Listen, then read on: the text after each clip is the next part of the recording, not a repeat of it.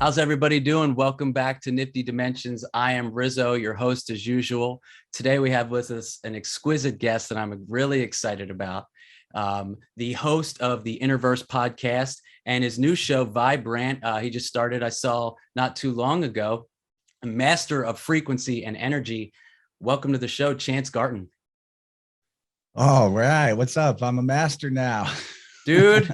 As far as I'm concerned, all the vibes you've been putting out there and the information you've been putting out there, yeah, I mean that's like masterwork right there. It's just my opinion, but I'm really stoked at what you're doing, and it hits home, especially sound healing, sound therapy, frequency. It goes back for me.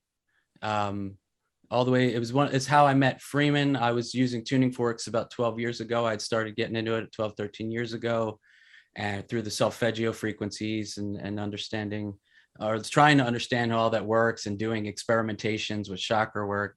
And yeah, so very excited to have you on the show, because I usually just talk crypto and art, which is great. That's my other passion. But this is definitely just such an important factor, especially nowadays during such uncertain and strange times. Frequency. Right on. You've had the tuning forks in your pocket for longer than me, man. I actually got into them early last year, believe it or not. Wow, really? Yeah, I mean, I've been aware of sound healing as a modality for a while, but starting to do it myself is still pretty new for me. I think it's something that anybody can pick up and learn. And also, if you've got any background in energetics at all, then it's going to click really fast. And like other energy healing tools and practices, just getting in there and playing with the thing is going to inform you how to proceed. Like, I learned this whenever I started playing around with the crystals and like self-teaching Reiki. Mm-hmm. You just do it, and every once in a while, some idea will just pop in your head of a better way to do it, or why a certain move is going to be effective. And it's like yourself is guiding yourself. You're unpacking some ancient atavistic inner Akashic knowing. I don't know, but yeah, these tools teach themselves, in my opinion. I couldn't agree more. I'm curious how. I don't want to talk about myself because I can go on about this stuff forever. I'm here to talk about you, so I need to know, how'd you get started? What triggered you getting into that? Was it just like random, I'm going to try this, or was there something that started it all off? All praise to Eileen Day McCusick. She's an author and researcher. Her newest book is Electric Body, Electric Health. I heard her on a couple of shows when she was making the circuit. And I had heard her before, but for some reason, early last year, her appearances on, I think, Crow 777 and maybe somewhere else just really clicked with me. And I was like, this is a thing. I need to try this thing. It feels right. I mean, I'm always combing the internet for information and learning, but actually taking something out of the mind space and putting it into practice, that's not every day. So I was drawn to it. I grabbed her book. I got myself one of her weighted tuning forks, the Sonic Slider. Oh, yeah. Oh, it's on a slider? It's called the slider because you use the end of it, the bottom of it, and slide it across your body, and it's making direct contact. So this actually is transmitting electricity directly to your cells through the vibration. So everybody watching at home, the bottoms don't normally have that. So you saw, like, that's crazy. I've never seen that before. Wow. Okay. So that's what the slider means. I actually saw the interview with her. I was watching that this morning, and I didn't realize that was going on. That's really cool. That's awesome. And you can awesome. take this attachment off the bottom, and it's got a longer handle than the tuning fork you showed. And that's part of what makes it a slider as well. Yeah. You can use the long end to kind of comb your field. Great. There's some pretty amazing before and after pictures of ladies and their wrinkles like tightening up. And so what's going on throughout the course of our life as we're experiencing the aging process and degrading our bodies through the thought patterns and habits that we're holding on to is really like we're leaking light. And that's why when you see people age, they start to like spill out of themselves, you know. Even weight gain is kind of like that. The weight gain is more of an armoring thing that's going on to protect your sensitivity to the world and try to block it off. and your sensitivity to self. Ironically, a consciousness is feeling, right? So things hurt. We try to block out the feeling of it, but that lowers our level of consciousness. So getting our field back in balance and bringing our energy back to the core column center, that is like putting things back in the container. Yeah. Wow, that's a good way to put it. I'm so stoked. A lot of the viewers on here for my channel, and I love every single one of you watching. I hope this is a treat for everybody because this is definitely a different dimension. We ended up calling it Nifty Dimensions. Yeah, nifty meaning like NFT, but dimensions. Trying to go down many avenues and not just stick to like, oh, crypto investing, flipping NFTs. Like that's all cool, but inner health, inner strength, your chi, and especially frequency. I know you're a musician as well. I know you make music, and I'm sure those things connect on a high level for more than just you and I as musicians. I believe that musicians that get into this kind of work really can seem susceptible to it because they have a value for, the power of what music can do and frequency can do. I'm a big believer in music, but I won't claim to be like a pro or anything. I actually don't record any music. I Okay. dabble with some guitar whenever I feel like it. Yeah. Was in a band in high school. That was like a really serious part of my life. Might get into making more music, but it is important to me. I always feature it on the show, even if it's going to get me YouTube copyright warnings, Right. and try to get permission from people. And I always let the audience know at the end who is about to be played. And I Nice. just kind of like to see myself as a generalist. I make some graphic art, digital art, dabble in making music a little bit. Like to know something about a lot of things, and a few things maybe get specialized in, like podcasting. That Yeah. feels like the one. Yeah, you're a pro at that, man. I couldn't keep up with you. I tried to catch up with everything you've been doing or have done. And yeah, you've been kicking ass in that arena. It's really impressive. I liked the episode when you were on Freeman's show too. Obviously, I'm biased because he's one of my closest friends, but yeah, I thought that was a good one. It was cool hearing you two go over stuff and dig into it a little bit. Oh, yeah, as a Freeman fan, that was a life moment for me, Oh, like a nice. highlight moment. Yeah. Oh, cool. Cool. I'm sure he'll be happy to hear that. He really digs you. I know. Yeah, he was, just kind of going over things. Him and I were talking about it because I usually talk to him a little bit a day or two before the interviews, especially if it's somebody that he's had on the show. So yeah, that's been pretty cool. Curious. I got into all this stuff. I wore the shirt for a reason. My first experience was at the Chapel of Sacred Mirrors. There was something called Himalayan Voices that Alex Gray had put on there in the studio, and they had singing bowls and gongs and you name it. It was a beautiful experience. Before that, it was just like, oh, I like Tool. I like Alex Gray's art. He's really cool, and it totally did something to me. And over the years, I went from that. I started sun gazing, which was a whole thing, like an inner calling for me. It was, meditation in the sun gazing at the Qigong while under the sun, and it branched off into this sound healing or frequency healing therapy, whatever you want to call it.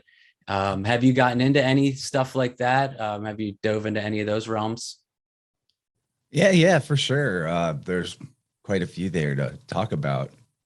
Sun gazing, I haven't done as much, maybe because of the requirement of being there at a certain time. Yeah, That does make it a little tricky. I definitely. have seen some crazy stuff related to sun gazing. Like, long story short, one time I witnessed a guy sun gazing who turned blue, like electric blue, while he was sun gazing. His whole skin and aura changed color. My Wow, friend I was standing there with, we were looking at this dude from a distance, and we turned to each other and we're like, "Is that guy blue?" And he's like, "Yeah." that's crazy. No idea what was going on there, but sun gazing definitely. I think light and sound are the medicines of the future. Not the first person to say that. Qi Gong is a huge life changing practice for me to take Yes, on. And when we yes. use these tools together, it can be all the more powerful. Oh, You hell know, yeah. my first experience with sound healing was at a music festival in my, I don't know, early 20s. There's a guy, and I now kind of know him. I would call him an acquaintance because I've seen him at so many events, but he has this booth, or it's really just like a big circular yurt style tent with gongs all around the perimeter. Nice. And yeah, he's got like a crew for the Yeah. spaceship, they call it. And you put a bunch of, probably half, at least half of them on psychedelics or some sort of thing, Right. into the middle of that gong circle. Yeah. And the sound waves are just reverberating and bouncing everywhere. And they will just blast you off with gongs and singing bowls and bells and stuff for 15 minutes. And first time I ever did that, I realized that the sound was taking me on an inner journey, and my, what would you call it, inner sight, like the visualization of things in Yeah. my mind's eye, was not only way stronger than normal, but also reacting to the sound in amazing ways and like showing me stuff. Very trippy. And at that point, I was like, okay, so there's something to sound. And I was really early in any of my explorations of things outside of the norm at that point. So it took me a while to come back around full circle and be like, this is something I want to start providing for myself and for other people to some degree. Mm. And you don't need, as cool as it is to have a big circle of gongs, you don't need to go that far. Just any coherent sound, like a tuning fork, a single one. Yep. You mentioned the solfeggios. I have a whole set of solfeggio forks, which is cool, but I think that you could really do what you wanted to do with one or two forks in terms of making a difference in somebody's field if you have the right approach, which we could get into that a little bit too, how sound healing or biofield tuning, as Eileen calls it, really works. And I'll say I'm not even trained through her school yet. At some point I'm gonna, round up the money to go through her entire coursework. But I think you could read her books, and if you're already energetically sensitive, you could start just going from there, because she does explain how the process is supposed to go and how she discovered it. So I don't see why it should be restricted to just a few people doing it. I think that these tools are really inexpensive and a lot cheaper than prescription medicine and doctor visits. And Mm-hmm. I didn't mention, but I healed when I first got this. It was because I had a shoulder injury that I couldn't lift my arm above right here Yeah. from rock climbing. And it didn't take more than a few days of applying this, a few minutes each day, before the range of motion was back, the pain was down. I could start exercising it again. It's back to normal now. So I'm a huge believer. I love hearing that. Results are so important for things like that. It goes things like that, and Orgonite for many years had much Orgonite everywhere, and it wasn't until this year that I actually physically saw a result from it. A mushroom grew. Oh, nice. Exactly. I have some as well. I have this is the first one somebody gave me a long, long time ago. But yeah, there's downstairs, there's an Orgonite pyramid, not that one, but there's an Orgonite pyramid, and a mushroom grew from underneath of it. And it just didn't make any sense. It just literally from underneath of the Orgonite, a mushroom appeared in a pot that didn't have mushrooms or anything of the like, indoors, just in the window. And that was the first, like, whoa, that's the first time I ever saw a result from Orgonite. It just, I don't know how else it would have grown there under the Orgonite. Yeah, in my Telegram group, there's a homie, shout out Snake Jones, if you're listening to this, who was just the other day showing us his produce coming out of his garden on his farm. And he had put Orgonite out there and earth pipes and such. And this is a good topic. We should go deep into this. Yes. And he was pulling out the vegetables, showing us in a video, and they were huge. They looked so pristine and gigantic. Like, how sometimes you get it out of the garden and it's a little ugly, but Sure. still edible. Mm-hmm. This stuff looked really amazing. So I haven't even put that into play yet, combining the Orgone tech with gardening, but I know that's a real thing. Yeah. One way you can test your Orgonite, if it's the right shape, some shapes it wouldn't be easy to do, like a pyramid with a point on top, but like this puck right here. Yeah. You can take a glass of water. I wouldn't use actual glass because it'll break when you freeze it potentially, but maybe like one of those disposable red cups, right? Sure. Fill it with water, put this in the freezer, and put the cup on top of the Orgonite disc and let it freeze and come back and peel away the red cup and look at the way that the ice is formed. And if it's proper orgone, tech, it will have like a spiral of bubbles or even like an entire hollowed out vortex in the middle of it, which is demonstrating how the water is being structured by the scalar waves coming off of the device. So even though these are invisible frequencies, they have a high degree of coherent resonance. And that actually is super important because we're surrounded by dissonant fields everywhere we go. We got the towers, the towers of Sauron. There's not just one though. There's like they're on every freaking corner at this point. Yeah, endless 5G towers everywhere for sure. Yeah, I really want Freeman to talk to my friend Mitch, the orgone donor. Have you caught any of the shows with him lately? No, I haven't, but I definitely will now that you mention it.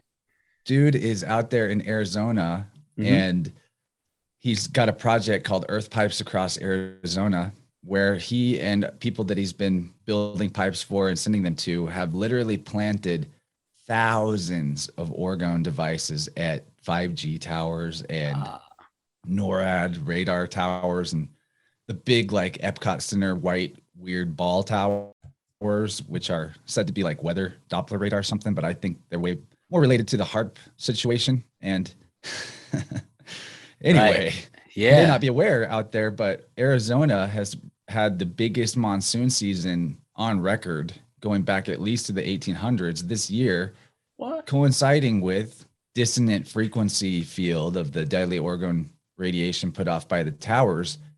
Trails don't actually have a frequency scaffolding to disseminate in the air and billow out and expand and create that hazy, milky, cloudy effect. And instead, they just sort of particulate into the atmosphere.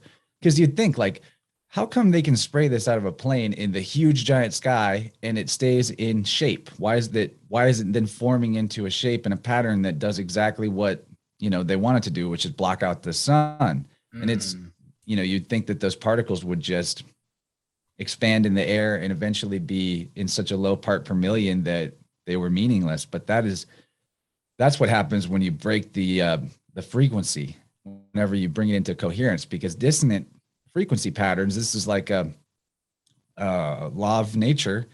If they're if they are embedded in or if there's a not positive, but coherent frequency going on with a non-coherent or dissonant frequency, which would mean one that doesn't have like rhythm and structured pattern that's harmonious, the non-harmonious one will over time adapt to and change to be matched to the coherent one. So you put these devices out at the towers and it doesn't change their functionality in terms of being, cell network towers, but it does change the quality of the field that's being put off by them and definitely disrupts the geoengineering plan. So I want Mitch to go on Freeman. Imagine if it wasn't just Arizona that was busting these towers in a big way. Right. Oh yeah. I probably don't even have to guess if Freeman would have him on. I don't want to speak for my boy, but yeah, I'm pretty sure that person would be perfect for Freeman's show. And he's all about that kind of stuff. And quite frankly, that hasn't been talked about in a while on his show. I don't think he's had anybody on in that besides you, obviously. He hasn't gotten into much of that stuff at all for a while, so I'm sure he'd be into it. I know his next guest is the guy from Procter & Gamble who did the Thrive movie.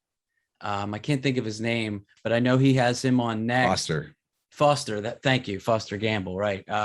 So yeah, he's got him on, but I'm sure. What was your friend's name again? I apologize. I don't want to. Oh, no worries, man. And I can link him. I'll even next time you're talking, type it into the private chat here. Cool. Thank you. The website is the Orgone Donor. Nice. And here's an important tip that I didn't get right the first time I tried to search it. Donor is spelled with an O at the end, DONOR. I thought it was DONER. Right. So the Orgone Donor is Mitch's website. You can hit him up for these tools or find instructions on how to make it yourself. And he's been on my show a couple of times. We've had some really amazing results with people in my community getting out there and doing the busting too. One guy's mom is even doing it. One of my group members has been out on the tower hunt, and apparently his mom is also like into it. And I was like, we got moms out there busting 5G towers.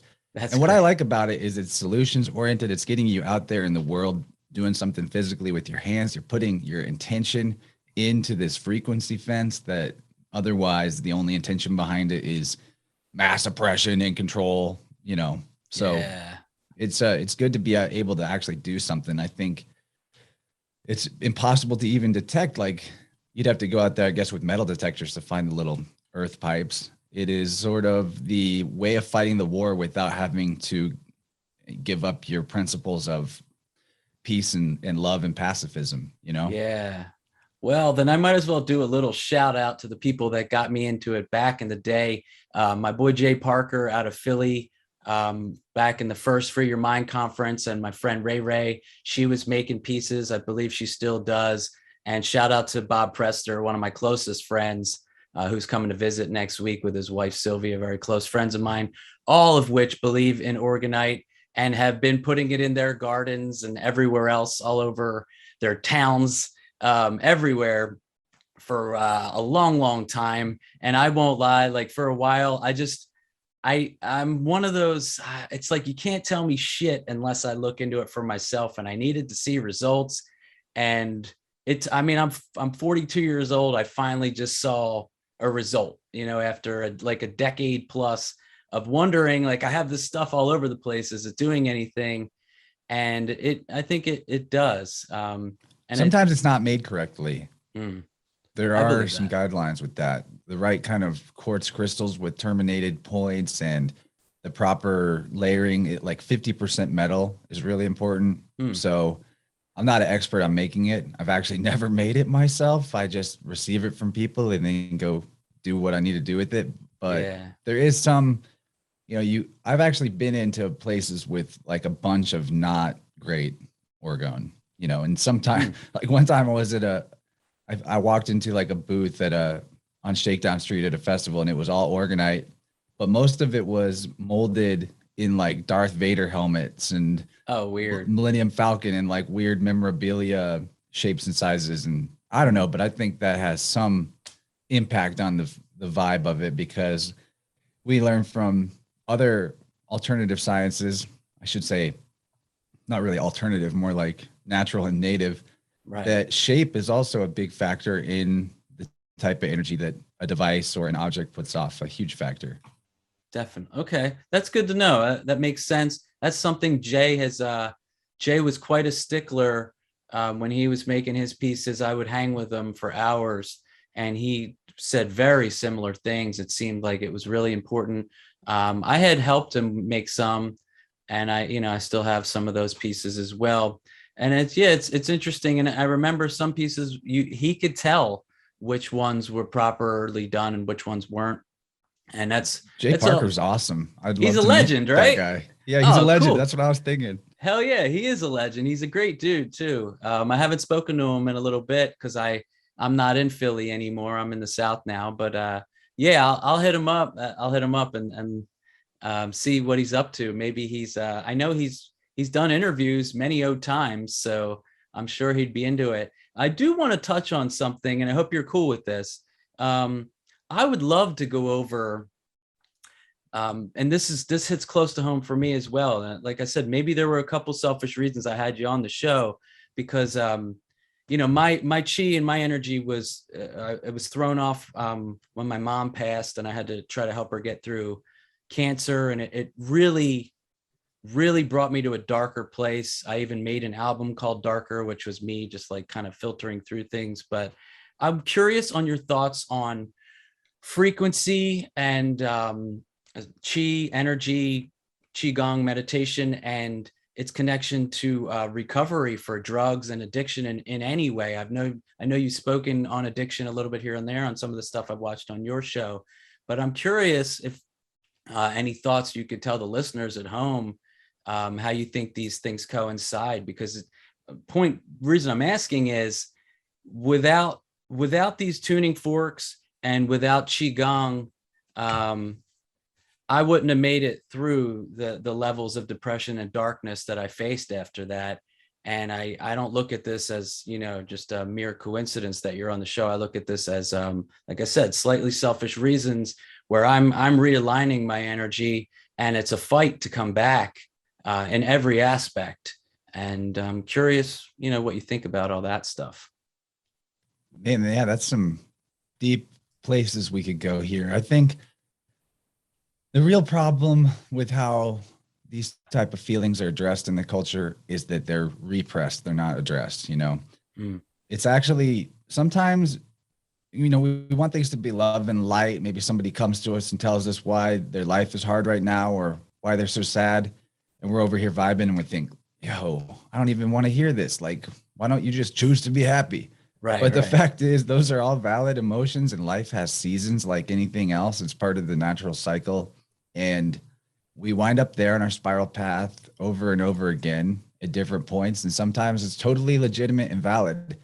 And the key is that you work through, not push it away, right? So you will have to feel the feelings. You might have to go through the dark night of the soul.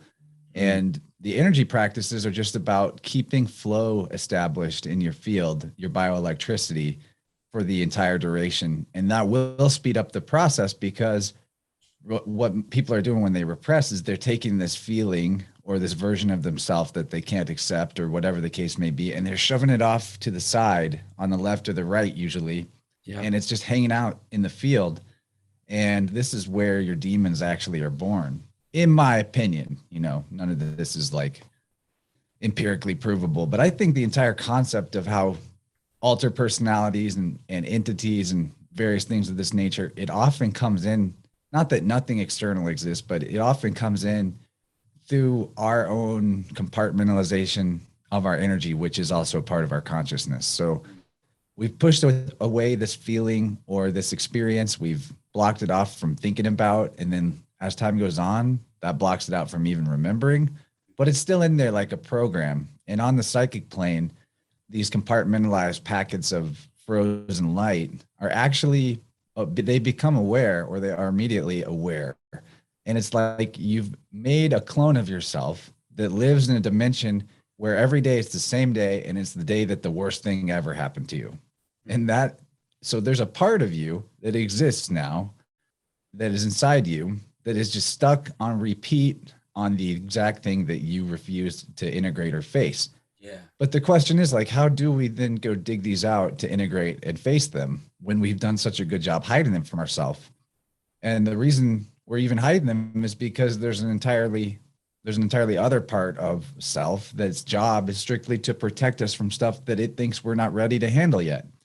Mhm. So I think it's really good to just open up a dialogue with self and say, all right, I'm going to get into some practices that are going to move my chi around. And I give the protective part of myself permission to bring things to the surface that I could face and reintegrate to bring myself to a more total level of wholeness and flow. So it's good to give yourself that permission first. Otherwise, even in the midst of doing a lot of energy work, the protective part might still be like, nah, we're Nope. not going, we're not going there. Exactly what happened. Totally true. Yeah. Yeah. Yeah. But you know what? You don't even necessarily need to go through the memory or re-experience it. So don't look at it as like a scary thing to get into. It may just, like when you're doing sound healing, for example, it may just bubble up in a non-memory way Yeah. as it's integrating back to the core. What you're doing with biofield tuning is you're like sweeping the energy field in the bubble space around the body, finding the tangled up frozen packets of light and dragging and dropping them back on the central core column. And from there just enters the furnace of your swirl and gets recycled, if you will. And that energy is now in circulation and part of yourself. I think all of our memories actually exist in the field, not in any physical space of the brain or the body. Right. Oh, I should rephrase that. I think sometimes the frozen light also has a correlate in the body as energy, not as a part of the body directly, but a way that the body is holding itself, Right. like tension. So you have like some kind of really tense, never going away knot or something in your body. The actual energy that your body has to use to hold and squeeze that muscle into that armored, hardened shape. Yeah. That energy is itself the frozen light, the stuck energy. So that's why massage, sometimes after you get a massage and you're feeling real loose, it actually, the next day or two, you feel like you worked out or something in the places where the knots got worked out, because for days or weeks or months or years, that part of your musculature was just clenching, Yeah. like you were doing a rep that was 2 years long. Right. Yeah. So there's a lot of ways to get to it. Qigong is a way to you do it yourself. I with biofield tuning, you can work on someone's field, or you can just listen to the tones and try to like, that's more maybe of an energizing thing. When I feel some lethargy or brain fog, I like to get the forks out and just hit the tone and try to only, it's kind of like a meditation where instead of trying to be no thoughts, you're trying to directly focus just on the sound of the fork and keep your focus on listening to that without thinking about it. That's a really good way to harmonize, come to coherence. But yeah, I would love to talk more deeply about Qigong, kind of hear your thoughts about it and see where that takes us. Definitely. Another thing though, that on the side that I've been doing lately that's been mad helpful for lethargy is getting out in the sunlight naked. Naked sunbathing, dude. I'm telling you. My neighbors wouldn't like that, but I'm just hoping my neighbors don't look over the fence, but it's so good for the recharge that I got to do it, man. That's awesome. Letting that sunlight hit where it normally doesn't shine because of wearing shorts or whatever. It's a testosterone booster, which for a man, massively important for your energy levels. Totally. And of course, you're grounding if you're touching the ground while you're laying in the sunlight. So there's a light and sound are the medicine of the future, and the original healer is Helios. Know what I mean? Definitely. Yes. I told you guys he was a master. I told everybody watching. I knew it. And I've listened to you enough. This is great. And I can't thank you enough for getting into this with me. I have not brought up any of this stuff on the show. And this is a bit of a revealing for me, because I'm going to pull it back a second before we get into Qigong. I want to explain some things that happened with me based on what you just said. And I totally connect with it, bro. So I masked my emotions previously.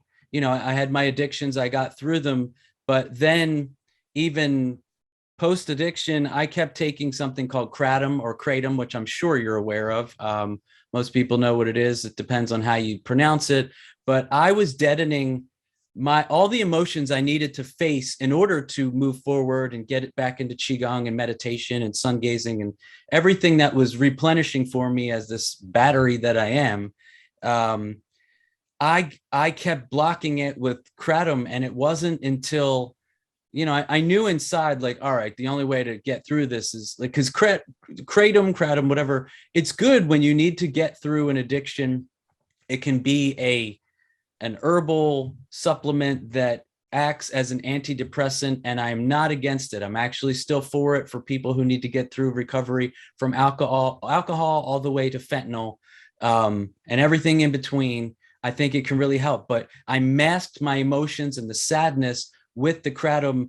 And then it wasn't until I pulled myself off of it, and then I finally started to feel everything, and I went through those emotions, and then the Qigong started. And then I started getting back out in the sun, reconnecting. I even do I'll just kind of I'll sit in the sun on the hottest day and sweat it out. And it's kind of like a detox. I really believe in that. Not this past summer, because I had some skin issues, and I'm pale as a ghost right now because I haven't been in the sun much for some stuff that was going on. But yeah, I definitely found that you can think you're helping yourself with things like the kratom, but at some point, if you're really going to address whatever that addiction is, or that darkness, that dark cloud over you that just won't leave, in order to move forward, you need to really feel it.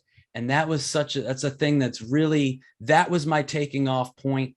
That's when I finally got it together. I got into crypto and NFTs. That was another thing that set me off into a positive, I started investing into my future and my daughter's future and all these things. But so to rewind, so that's how I got back into Qigong. I've been doing it for quite some time. And when I had my energy aligned correctly, it was great. But it didn't work when I would try to do it on the kratom, or even if I was a little bit too baked or whatever. So I stay clear. Like you see me right now, very clear. That's all my potheads out there. Like shout out to you, like getting the thing, but like, but I stay clear when I need to. And then when, you know, if I'm ready to indulge, it's THC strictly. That's all I do. And that's post anything now. I need to feel it fully. So yeah, I just needed to say that to you because I felt that it was such a vital part of being able to move forward and get back into the tuning forks and Qigong. And it's just recently, I mean, maybe the last 6 months tops, where I've even understood that and pulled through that part of it. And here's where you see me now. That's awesome that you're able to get past problems using Kratom. You know, it is true that maybe it's like trading one addiction for another, but they ain't all the same. No, incredible. You know? That stuff's great and it's helped so many people. Yeah. You're healing your body from some of the damage of being in a more hardcore type of addiction pattern. Mm-hmm. And it's okay to use the Kratom in that space, you know, like that's actually great. But then to have kudos to you to have the awareness that, oh, this has just become, I've traded one thing for another and I still need to get to the underlying issue. I mean, you're calling me a master, but I feel like a youngin', you know, like I still have my own peccadillos to parse out, including things that are habits that might not serve me that I wobble and pendulum swing back and forth on. You know what I'm saying? Sure, sure. And a lot of times the big issue with finally opening up to feel our feelings is we might not want to know what that feeling is. Like deep down, the feeling is something that's going to tell you, well, you need to move, or well, you shouldn't be in this relationship, or you motivated to make that happen is because you're dulling out the extreme agony that you're putting yourself through by staying somewhere stuck that you don't belong. Totally. And then that entails like whole levels of responsibility and hoops that you got to start jumping to move on past the stuckness. And it's good though, because I feel like you'll be able to handle and juggle more life missions at the same time, the healthier that you get. And that's kind of that's what fear does, is tries to restrict an outcome down to just one possible, this is the way it must be. There can only be one. Right. Fear is opening up to the multiplicity of infinite potential. Or I'm sorry, love is infinite potential. The recognition of the embracing of infinite potential, which is kind of like letting free will have its way, as opposed to trying to control. And it's a paradox, because the more that you stay in love and in the flow state and open up to the infinite possibilities for yourself and allow others to have, instead of be who you believe they are, let them expand in that infinite possibilities as well. Well, that might mean you have to let go of the dynamic that you are in with those people and the pattern you're in with those people. In a fractal way, everybody in your biorhythm is exactly vibing to the level that you are in your personal subjective reality tunnel. And you might just be keeping people in their chains by enjoying yours a little too much. You know what I mean? Right. Totally. Yeah. You know, you brought up the word bioelectricity a few minutes ago. I just want to say that's the name of the theme song for Nifty Dimensions. I never told anybody that, but that's what that song is called. So yeah, just had to mention that. That's kind of cool. Yeah, we're totally electric. Right. Oh, that's awesome. Nice. Yeah, man, that's really cool. So just to wrap up on the Qigong thing, how long have you been practicing that for? Is that a part of your daily routine, or, you know? I'm not really daily with it right now, but I'm kind of alternating on this style of working out and then working in. Like one day work out, lift weights, maybe do cardio, that type of stuff. Great. The other days, more the Qigong energy work, energy practices. Not perfect. So I don't want anyone out there to believe like that, wow, he's really every day doing that exactly on schedule. Right. Yeah, none of us are perfect. You know, you're onto some shit here, man. You're a humble guy, and I appreciate that about you. To say you're not a master twice in a row, most people would just be like, yeah, that's right. You know, move on, pop their collar. You're like, nah, dude. I'll let you know when I'm a master. All right, there you go. I promise. Yeah, I'll be honest about it. But I've been into it since I think 2014. maybe 15, which is one of the longest paths I've been on. Nice. It's kind of a long story, so I'm trying to think about how I can condense it. But I got this stone given to me in my early 20s when I was in the spiritual path at the very beginning, like opening up to synchronicity and energy.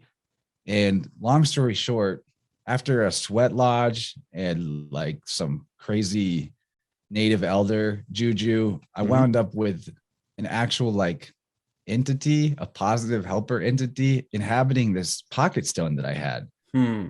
Yeah. And I was at an event. It's like 2 a.m. It was after all the main stuff had finished, all the main music. Yeah. And I was like walking to the porta potties to finish off my night and then go get in the tent and pass out. This was in Wisconsin.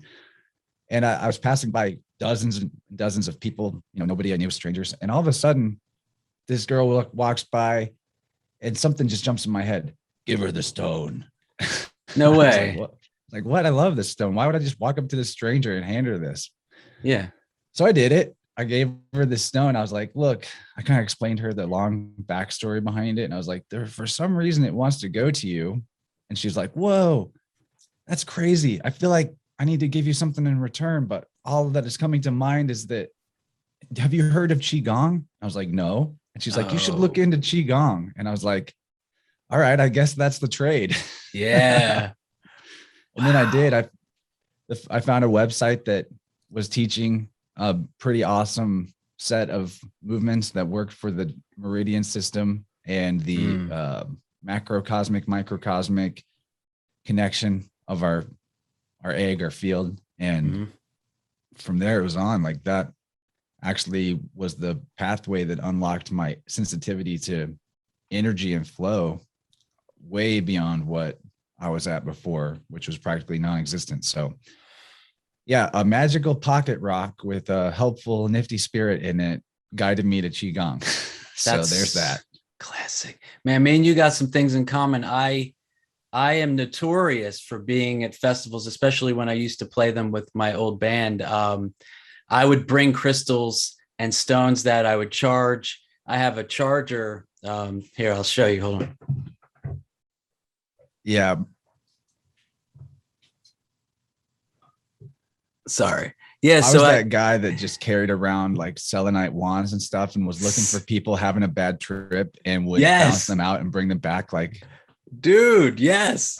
A rave wizard or something. Right. Yeah. And it's funny how much love you get at events like that when you are doing this kind of stuff. Now, don't get me wrong. If I'm out in the regular world and I've tried to do that, I've had people want to punch me in the face, or call me a wacko. But this was given to me. This was going to be an Easter egg on the show at some point in the background. But this is given to me by a friend many years ago. The Inner Chi Generator Personal Wellness Spa. It's got Orgonite inside. It's weighted. It's a very unique piece. And then in here you charge. I can't believe I'm showing this on the show. This is funny. This thing is cool. It's nuts, man. And inside I had many crystals in there. I still have some, but you charge them in there. And then there's these 2 pieces that you hold in your hand. You put the top back on and it charges you. It's really interesting. But yeah, I had gotten into all this crazy stuff and I had charged all these crystals and stones. And I was notorious for being out and handing them out and giving them to people. And that's the part I'm trying to point out is you always get something back. Like, it's not like I ever gave them anything thinking like, oh, what am I going to get? But look at the gift you were given to understand that this thing Qi Gong exists and not knowing about it. And shout out to the Falun Dafa and the Falun Gong, the people that are spiritually oppressed that aren't allowed to do this in certain parts of the world. I'm sure you know about some of that stuff. And if you don't, like, some people in parts of the world aren't allowed to practice Qigong. It's been banned and they've been shunned and jailed for doing a lung expansion technique to help them live longer. And that is a part of the story that I didn't find out until later on with the Tiananmen Square incident and all these things. That was all the Falun Dafa, the original practitioners of Qigong and the teachers of it. And I didn't know they were in the Tiananmen Square Yeah. fiasco. Yeah. It all Yeah, that'll tell connects. you right there. If the CCP doesn't want you doing something, probably do it. You know what I mean? You know, if Exactly. I hadn't had the expensive trade, like if that stone that I was so attached to hadn't had to leave my possession to Hmm. find out about Qigong, you know, someone just brings it up in regular conversation, I might not have even looked it up. So Of course.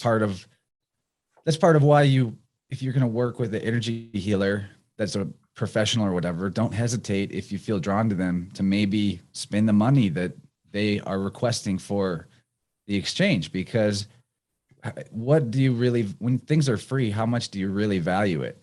You know, you Right. might not take it seriously, you might not stay committed. There's a lot of reasons why a reciprocal exchange is just the way of nature. Yeah, definitely. Yeah, it's awesome to hear about this kind of stuff. Stuff like the gathering. It's also known as like the Rainbow Gathering. I just call it the Gathering. But like I learned a lot of those lessons there. I've only been to one.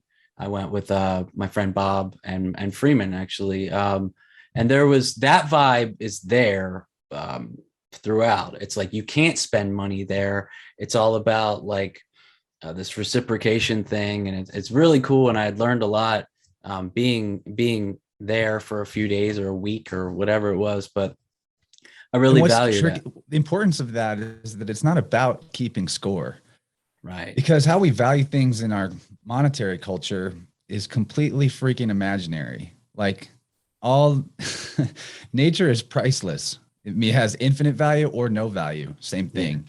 And so whenever we're doing things for each other and exchanging things with each other out of love, where the intention is just like, oh, I've got this, it can help. Well, that's the value then is put on the fact that it was an exchange of love. And love is also limitless. It's the infinite potential thing. Mm. So in that sense, when you give out of love without the idea of keeping score, not that there should be no like that we can't play Monopoly sometimes. I get it. You got to go to the grocery store. You're going to pick the thing that's a little less expensive if it's equal quality, whatever. But Right.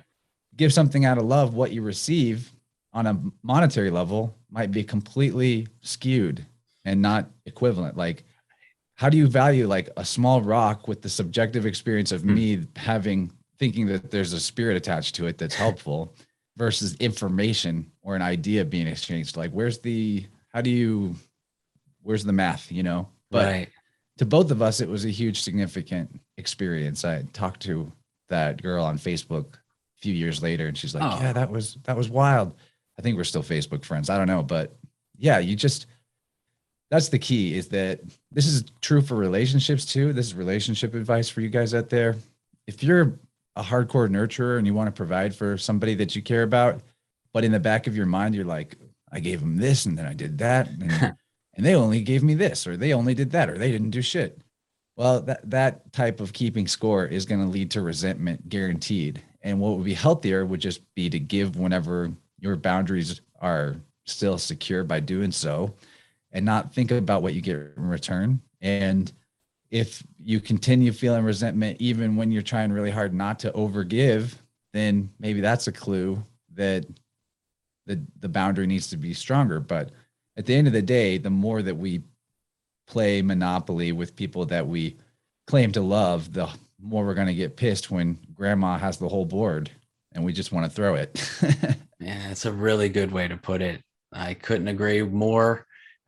For sure, I have definitely been in those kind of relationships where that was an issue. Never quite put it that way, so it's a really, really great way to put it.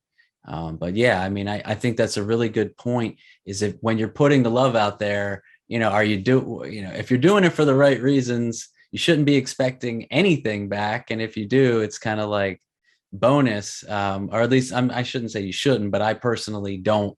If I do things out of love, which this whole show I do out of love. I've only spent money to make this show. I haven't I'm not even monetized or anything yet. I do this out of love for the artist and out of love for creative freedom, I guess is probably the best way to put it. But being able to have a platform where you and I can discuss these extremely important issues. And I do feel a little bit selfish sometimes because I'm always talking about collectibles and investing. with crypto, and that's all great. And I'm all about that stuff.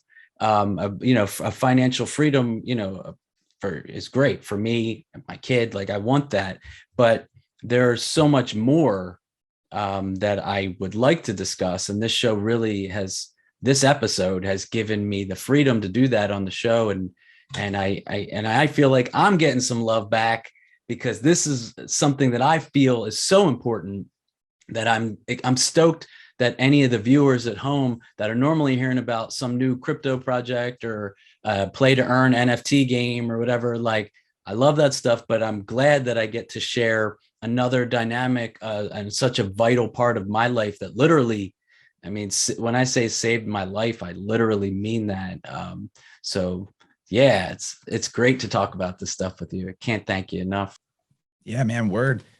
The more coins you stack in a digital ether can be cool to get the high score, but at the end of the day, if that's not translating into real world sovereignty, then it's pretty much as pointless as any other, fictional endeavor, right? Definitely. Like you got to turn those coins into the actual living space, into the actual resources of life itself, and get out of the game at some point. Yeah, definitely. I feel you on that. I totally feel you on that. And on that note, I'm going to switch it up a little bit. I won't go crypto and NFTs. We don't even have to go there, but I do have to ask. I ask everybody the question towards the end of the interview: the first, or at least the most impressionable toy or collectible in your life that kind of set you off. What did you like? Oh man, I was pondering this because you gave me the heads up this question was coming. Yeah. So it's tough. It's a toss up, but I really liked, I had these Power Rangers, like Megazord toys. Yeah, nice. And I think it was like the second gen of Power Rangers, not the OG first round. Cause there's like 3,000 sets of Power Rangers at this point. Totally. But it was this one that would transform from like a crazy Chinese dragon robot looking thing into the Red Rangers fighting Zord or whatever. So, toys where that it could turn from one thing to another were always my favorite. Transformers, Power Rangers, or where you had like a collectible set of the Zords that would then assemble together, and one becomes the leg and one becomes the chest, and then you've got like a bigger toy made out of your toys. That was my shit. Hell yeah. Also, I had a lot of Batman action figures. That was a thing for me too. Nice. All right, cool. Great answers. I always, it just seems like I don't care if I'm 90 doing this show. It'll always be important to me. I think keeping the inner child in you alive in some facets is really good for every human. I mean, I can only speak for myself, but I find it to be such a good part of having the memories of old things like that. Like Transformers for me, that was really big time, only to influence what I'm doing now. Like even my NFTs totally have influence from the 80s when I grew up, and the things that I was involved with. I find all that, really fascinating. So yeah, try to keep it alive, and I try to keep it alive on this show. And some people answer, some people don't. Not everybody really had stuff like that they were getting into, but no, I like your answers, man. That's what's up. I agree that toys are super crucial for the inner child. Like there's nothing in an infinite universe. Not everything needs to have a purpose. And hopefully that wasn't coming through. I keep getting a call. I didn't hear anything. Okay, cool.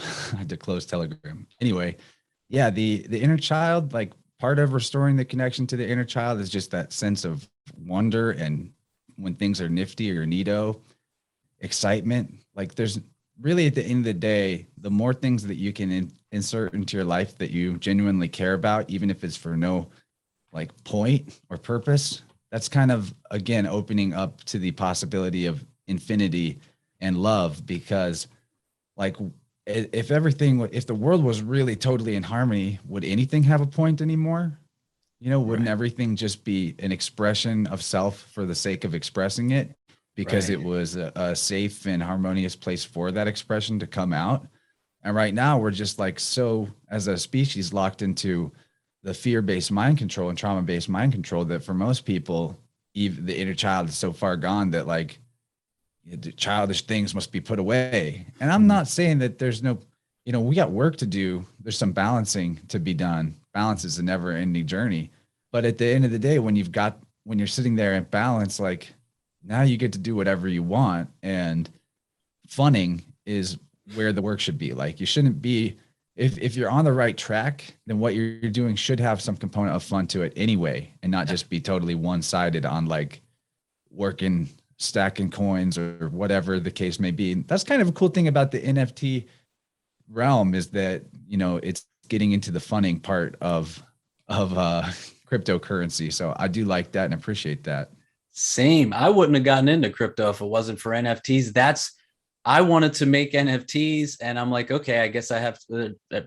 Obviously, you have to have some Ethereum in your MetaMask wallet to mint on Foundation or OpenSea, blah blah blah. You need. So I needed to figure all that out, but I wouldn't even have bothered if it wasn't for NFTs, because yeah, that's the fun. And somebody like me, I have albums that I haven't even put out yet, and I realized, like, oh, all the stuff I thought was worthless. And I'm sorry to anybody on the show that's heard me say this part before, but it's a vital part of the story. None of the art that was there from over the years is worthless. It just gave it new meaning, because now some of the pictures that I've done, or like art pieces I've done or songs that I've done, got a new life breathed into it through NFTs. And that made it so fun. Sure, it was really cool to sell some and they're like, oh my God, you can make something off of this. But yeah, the enjoyability of something new and creative, and yeah, to realize that none of the art we created in the past is worthless. It's something Freeman and I have discussed many times about that as well, because he has tons of stuff. Wait till people see the OG stuff he did he busted out his old computer, and he's pulling out some of the stuff. It's on floppy drives and everything, but incorporating some of the old school stuff into the new school stuff. And yeah, it's like, oh, it's not worthless. You can do something with it. That's fun and exciting to me. Yeah, we just can totally reimagine the way we value things. And again, like I've put a lot of criticism out there on the crypto world, as a conceptual hex that is being cast on people to bring them further into, centralized financial structures and the ability to switch off people's resource allocation pathways instantly. And I'm sure I don't have to tell you about that, GovCoin is coming, and we need to be real careful about what aspects of this we get involved with, and how, what we leave hanging out there in the wind that could be exposed, and all of that. So, I've done some content on that. I would look up crypto on my website to just see some of those episodes, and very interesting conversations breaking down into the etymology of words like crypto, which actually blow your mind. If you Google the word crypto, what the main definition is, it is like a slang term from the 50s or something, referring to a person who's secretly a communist. Are you serious? Yeah, that's what they called them, cryptos back in the day, crypto communists. So just the word itself, and the blockchain, and the fact that the crypt is a place for the dead, and that the whole legal system is based on the maritime admiralty law that treats all the citizens or persons as dead entities lost at sea. There's a lot to worry about there. That and the fact that it's also going into further into the realm of the artificial and removed from nature in terms of a value system, all imaginary and all that. But all that being said, there's no reason why we can't use artificial systems to do things that are aligned with nature. No reason at all. It's just a matter of like, are you, hopping into the crypto casino just to try to profit off of fools, or are you one of those innovators in the space trying to find a way to break the centralization, to restore privacy and get out of being publicly lost and all of that? So it is a double-edged world. And I like fellas like you that are in a space that are also promoting the really important sovereignty tools, which have to do with your personal energy and your personal balance, because you get those things right, then regardless of what currency system you're using, you'll have the current, because it's your energy current. It's your field. That's what currency in the external world is just a reflection of how much flow you've got going on. That's put beautifully, my man. Thank you for saying that, bro. Yeah, that's a great way to put it. Chance, I can't thank you enough for coming onto the show. It's been really amazing having you on, and I have to leave the floor. Please let everybody know where to find you, and the floor is yours. To everybody at home watching. Right on. Thank you, man. This has been super fun. Was looking forward to it after Freeman put us in touch. I was still just blown away that I got to talk to Freeman. He's such an OG. He is an OG. And it's exciting how the connections are accelerating for me right now. So if you go over to innerversepodcast.com, you'll see all my work. You can get the primo stuff on Rockfin and Patreon. There's links to that. Premium meaning the 2-hour version of my shows instead of the 1 hour. And really exciting right now is I started a new show that you mentioned called Vibe Rant. Yeah. that word just popped in my head and it was like, that's it. This is the one. This is the word. Go for it. So yeah. Vibe Rant, unlike my normal interview show where it's like a 2-hour kind of serious interview about a specific topic or set of topics, Vibe Rant is more anything goes, and it's a community vibe. And I take call-ins from listeners, and people leave voicemails for the show on Telegram that we play on the show. Nice. And it's just, we just go wherever the flow takes us. And it seems like it's going to be a type of show where the topics are just picked up from the previous week, and we just continue digging further into other pathways. Another show I want to promote is Weaving Spiders Welcome, which is an awesome YouTube channel I recommend highly. For the last couple of episodes, I've been joining them as a co-host, a co-spider, and cool. That is the Synchro Mystic Swimmers Deep End Pool, where we are exploring all of the weird correspondences and connections that are in the reality from media and from history and current events. And man, you just don't know how deep the rabbit holes really get, but we dig some serious trenches in that one. So Weaving Spiders Welcome, super good channel too. I highly recommend. A lot of fun. Great. Yeah. I saw some comments about that. I saw one comment on the episode 1 of Vibe Rant with your friend Jazz, the rapper. I saw a comment that said, what did you say it was? Spiders weaving. What was it? Weaving Spiders Welcome. I think It's a play off of that Bohemian Grove sign with the owl that says Weaving Spiders come not here or whatever. Yes, that makes sense. We are those weaving spiders that the Illuminati are worried about. I love it. I love it. All right, I'll definitely have to check it out. I just heard of it today and I didn't know what it was. I'm so glad you brought it up because I saw it in one of the comments and I was wondering what they were talking about. So that's really cool. I will definitely check that out. Everybody at home, definitely hope you go check that out. I'll have links for everything below when you're watching this. And Chance, thank you so much for coming on to the show. It was amazing. If you ever want to come back on, you're always welcome here. Yeah, let me know, man. Just hit me up. We can do specific topics. We can just hang out. Has as much fun as it was to talk for an hour. That's just scratching the surface of a lot of these things. So I'm down. Just get at me. For sure. All right. Sounds good. Thanks for having me. Really cool to meet you. Yeah. Same to you, bro. Same to you. Well, then, everybody else at home watching, thank you for watching. Hope you enjoyed this episode. Until next time, everybody be good, take it easy, and peace.